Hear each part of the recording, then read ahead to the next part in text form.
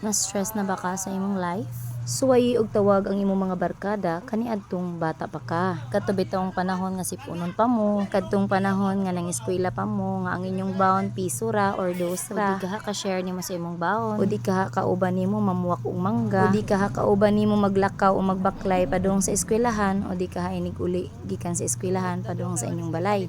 O di ka katong imong mga barkada nga kauban nimo mangahoy every time nga walay klase. O di ka katong imong jumega nga motabang nimo paninda sa sulod sa eskwelahan. O di ka katong imong mga amiga nga bisag mga dagko na mo, mga tiguang na mo na namoy mga anak, palagi hapoy paglubad bisan og asenso na sila sa ilang kinabuhi. Kung na-stress man ganing ka sa imong life, suway og chat ang inyong batch nga GC. Imbitara sila kaon og barbecue ug pansit. Kay mao na gibuhat sa among usa ka jumega nga grabe na daw ka stress sa iyahang kinabuhi. Chat sa GC og giimbitar mi kay nag chip in og ipalit og barbecue kay nangaon migdungan kay aron daw mawala daw yang ka stress. So mao to nagtapok mi sa balay sa among usa ka jumega nga diri ra pod sa among barangay ug nagpalit mig barbecue kay nagluto pod sila og pansit.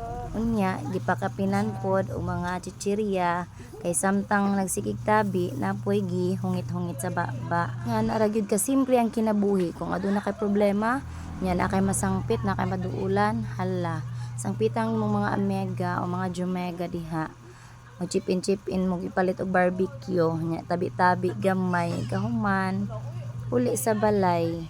Nalipay pod og apil ang among mga bata kay amo man pong gipangdala kay nakakaon man pod sila og apil. O lami kay nang amo ang pansit kay giluto na sa among usa ka jumega. Perting lamia hasta ng barbecue. Nahurot gyud na namo kay mura nang giukit-ukit tanan. Pero ang kanon wala gyud kay ang pansit may gi upakan og kaon. Unya ing ani gyud mi basta magkatapok mas daghan pa ang tabi kaysa hungit, mas daghan ang buhak-hak kaysa hilak.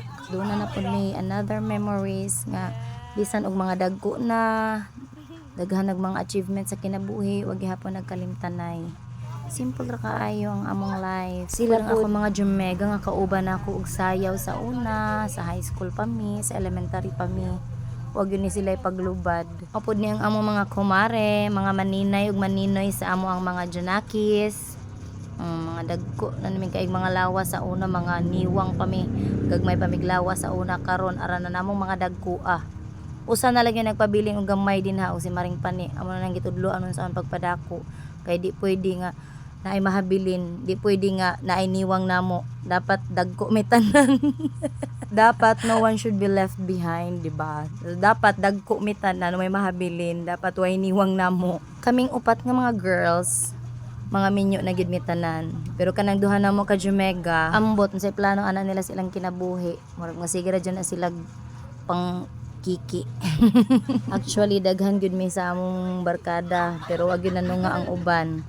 Kay nang sinra sa GC, kamera gyud ang nitunga kay kamera mo mga dugol. So insert na lang mo ang mga wala nanunga. See you pohon sa atong next tapok-tapok. Bye.